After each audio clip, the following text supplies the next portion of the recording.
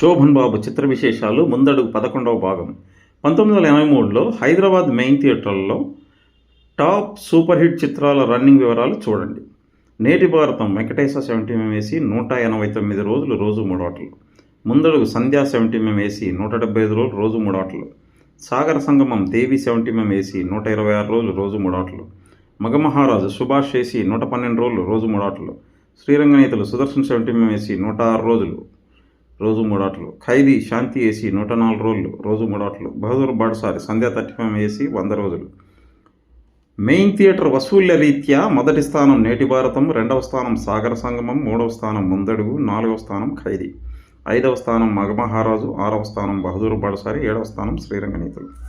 హైదరాబాద్లో 1983లో రోజు 3 ఆటలతో 365 రోజులు ప్రదర్శింపబడిన ఏకైక చిత్రం ముందడుగు మాత్రమే. నేటి భారతం చిత్రం హైదరాబాద్ వెంకటేశ 70mm ఏసీ థియేటర్లో 189 రోజులు, ఆ తర్వాత శ్రీనివాస 30mm ఏసీలో 24 రోజులు, మొత్తం 213 రోజులు రోజు 3 ఆటలతో ప్రదర్శింపబడినది.